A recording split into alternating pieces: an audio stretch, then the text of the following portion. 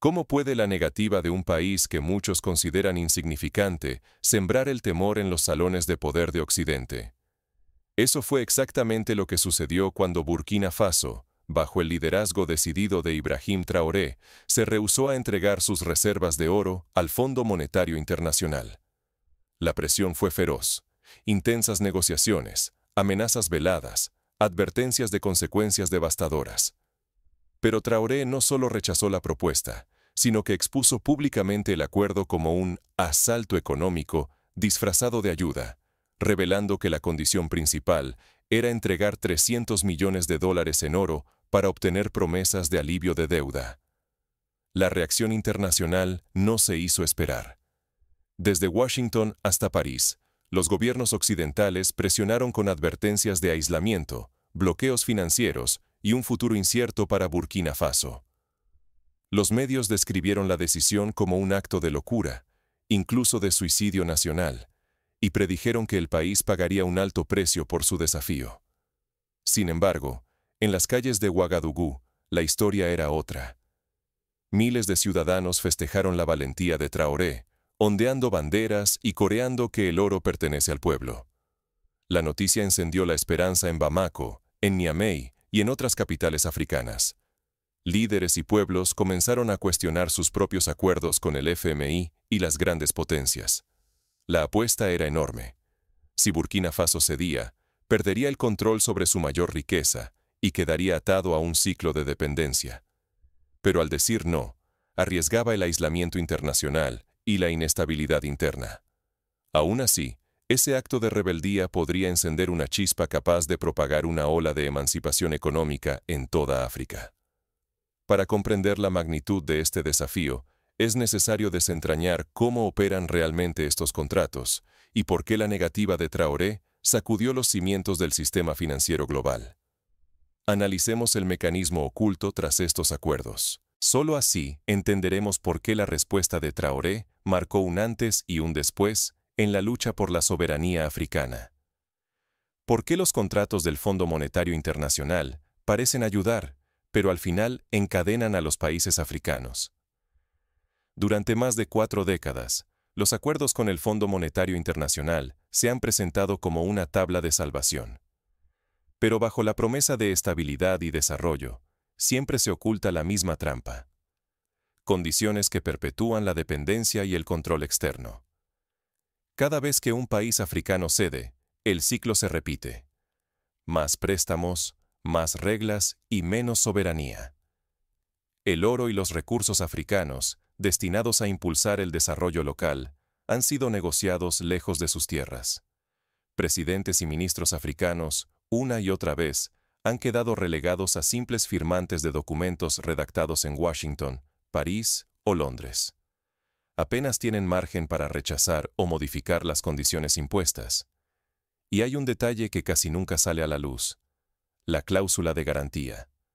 Este mecanismo dicta que, si hay un impago, el oro nacional pasa automáticamente a manos extranjeras, sin recurso posible.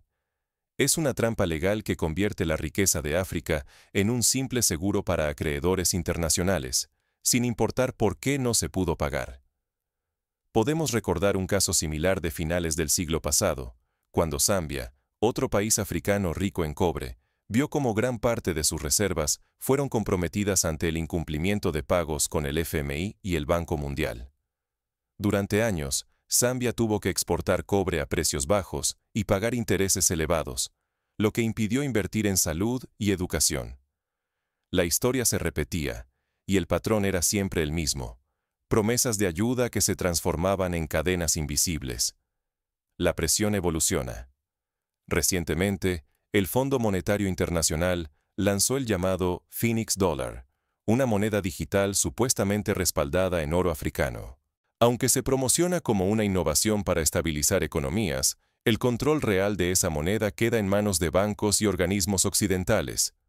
El oro africano pasa de ser solo aval a convertirse en la base de una moneda digital que los africanos no controlan. El mismo patrón se repite: modernización aparente, pero el poder de decisión sigue lejos de África. Bajo el disfraz de tecnología financiera, persiste la misma lógica. Las decisiones cruciales no se toman pensando en los pueblos africanos. Para ilustrar esto, basta mirar el ejemplo de la moneda CFA, utilizada en varios países del África Occidental y Central. Aunque es una moneda local, su política monetaria está dictada por el Tesoro francés y el Banco de Francia.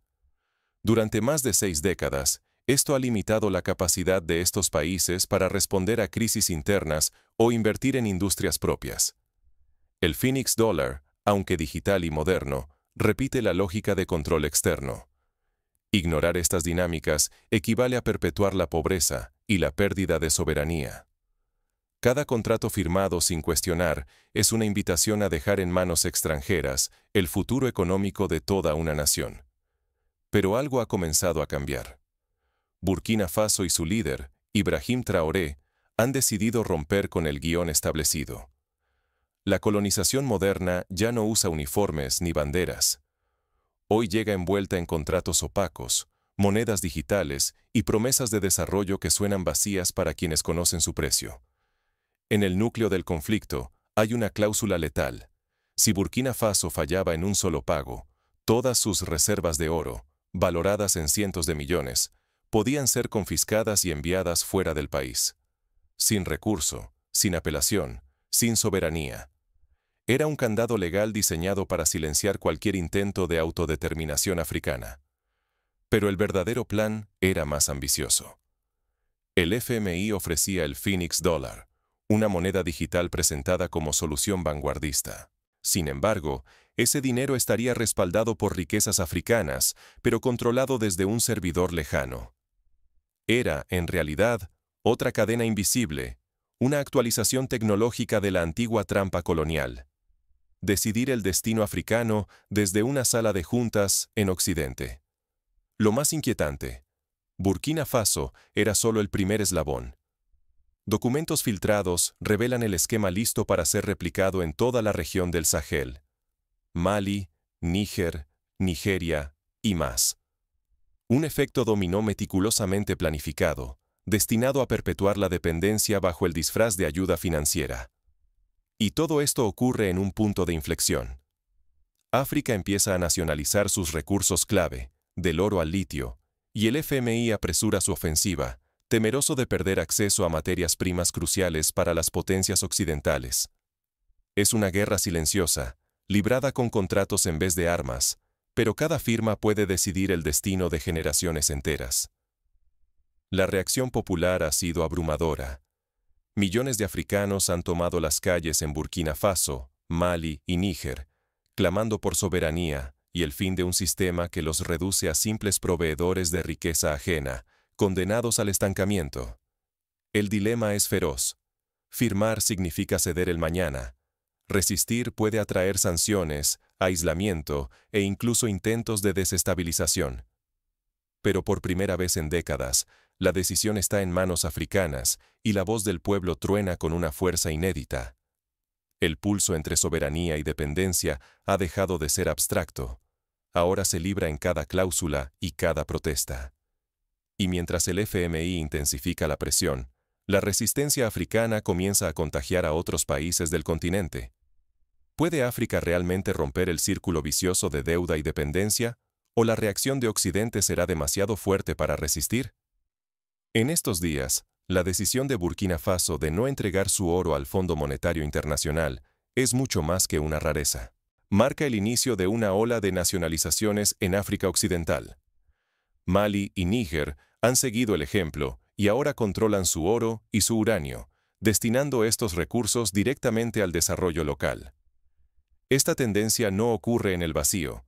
Se trata de una respuesta coordinada, donde la resistencia deja de ser un acto individual y se transforma en un movimiento colectivo, con un eco que crece en toda la región. Por primera vez en décadas, los líderes africanos se unen bajo una sola premisa. La riqueza africana debe beneficiar a su propio pueblo. Burkina Faso, Mali y Níger no solo han tomado decisiones audaces, sino que han encendido una chispa. Otros gobiernos empiezan a cuestionar acuerdos que solo perpetúan la dependencia. Ahora, la coordinación transforma el riesgo en fortaleza y hace que el cambio parezca posible, incluso inevitable. Pero en Occidente, la alarma es palpable. Analistas y políticos tildan estas acciones de populistas y peligrosas, alertando sobre el aislamiento o un supuesto colapso económico. Sin embargo, en las calles de Ouagadougou, Bamako y Niamey, el sentir es distinto. La población apoya a sus líderes, celebrando la posibilidad de que su oro, su uranio y su trabajo ya no financien lujos ajenos, sino necesidades propias. El temor real de las potencias occidentales no es el colapso inmediato de los mercados africanos. Es el peligro de que este ejemplo se propague. Si la doctrina de soberanía avanza y más países africanos siguen el camino de Burkina Faso, el viejo modelo de deuda por recursos podría venirse abajo. No se trata solo de unos pocos cientos de millones. Hablamos de miles de millones en riquezas vitales para intereses globales. Aún así, el reto para África es gigantesco. Romper con el Fondo Monetario Internacional y sus aliados no basta.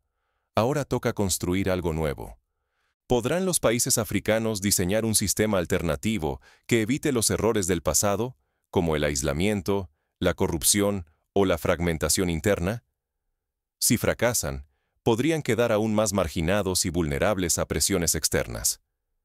Pero si logran consolidar una cooperación auténtica, el continente puede entrar en una era de emancipación y orgullo verdaderos.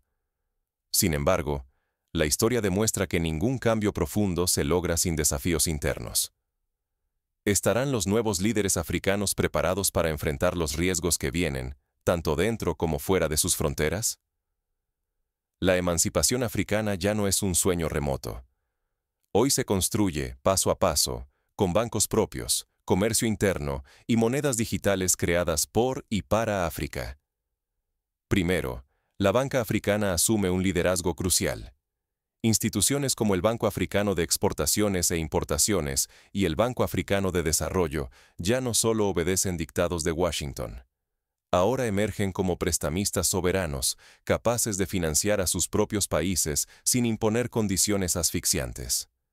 Este cambio histórico permite a las naciones africanas negociar desde una posición de igualdad, usando sus riquezas como garantía para su propio desarrollo, no como ficha para intereses ajenos. Tomemos como ejemplo el caso de Etiopía, que en los últimos años ha recurrido a financiamiento proveniente de bancos africanos para construir infraestructuras críticas, como represas hidroeléctricas y redes de transporte. Esto ha permitido que Etiopía controle el destino de sus proyectos, sin depender de la aprobación de organismos externos ni de la imposición de reformas que podrían perjudicar a la población local. Se han implementado fondos de estabilización regional y líneas de crédito que ya no exigen garantías en oro ni sumisión a poderes externos.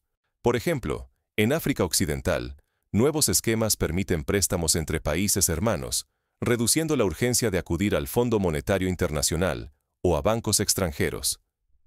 Esto transforma el rol del oro y los recursos africanos. Dejan de ser rehenes y se convierten en motores de autonomía.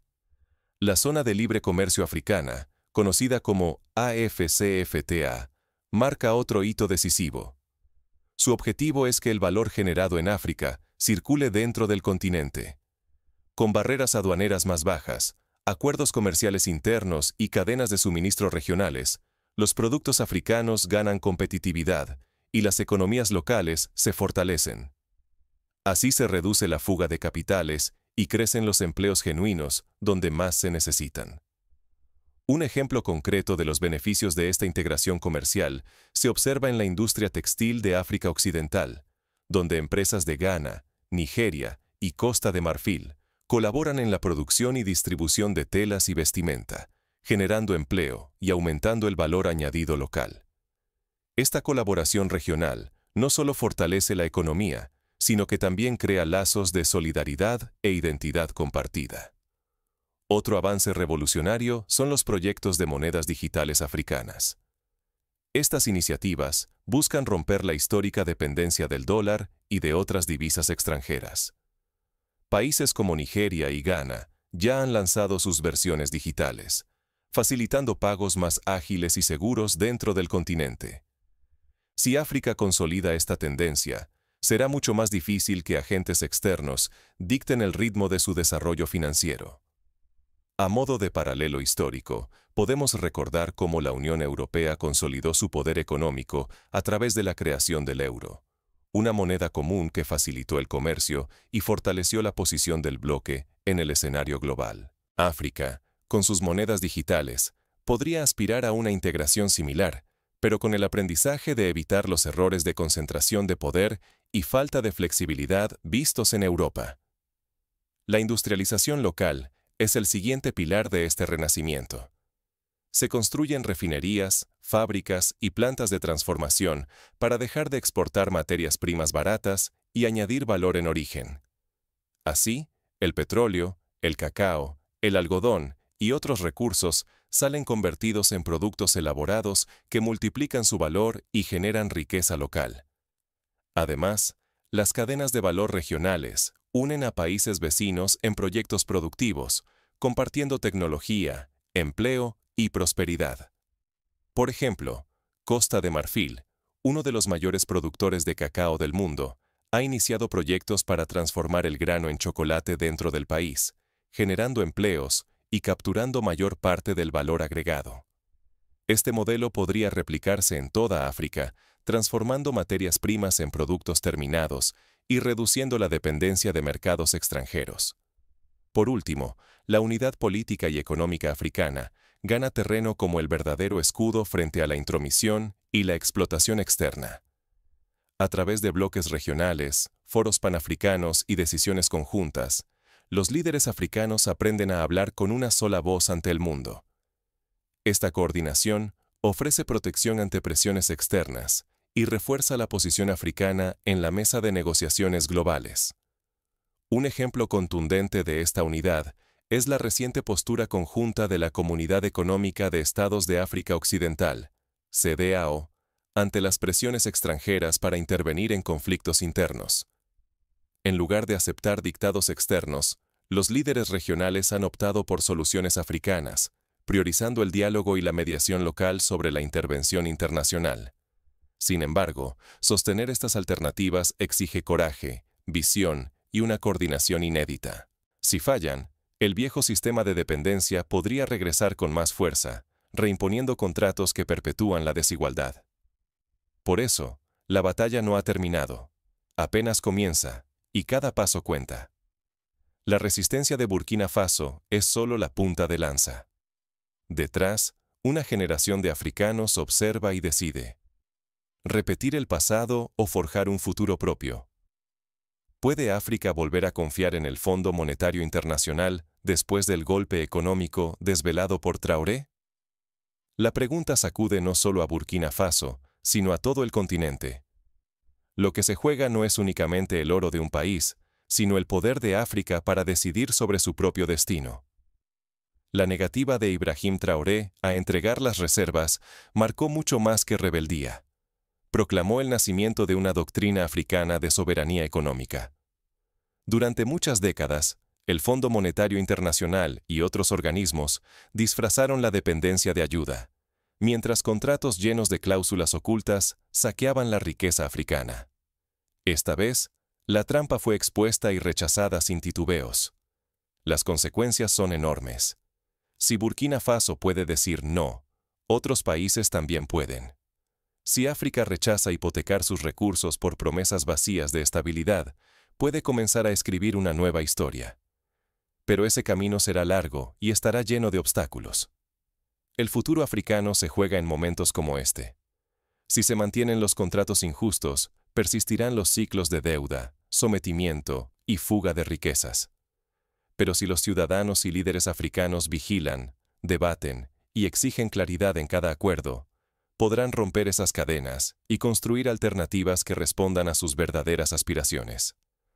Aquí, cada persona cuenta. No basta con aplaudir la valentía de un presidente.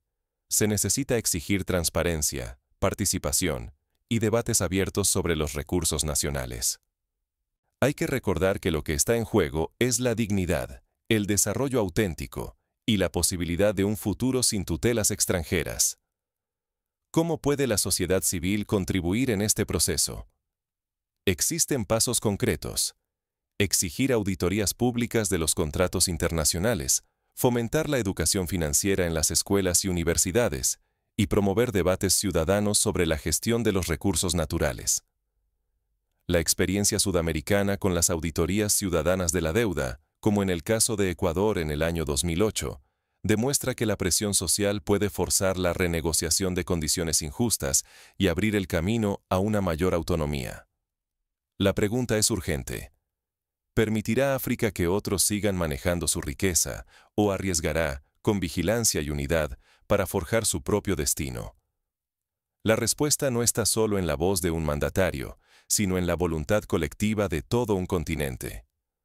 Hoy, la historia ha dado un paso hacia la emancipación, pero solo la acción informada y constante de los africanos y de quienes luchan por la justicia económica podrá convertir este avance en una transformación real. El desafío es inmenso, pero las oportunidades para construir un sistema más justo y soberano están a la vista. Si África aprende de su historia, suma fuerzas y apuesta por la transparencia, la cooperación y la industrialización, el futuro puede ser radicalmente diferente. El camino está abierto. La decisión, ahora, es de África.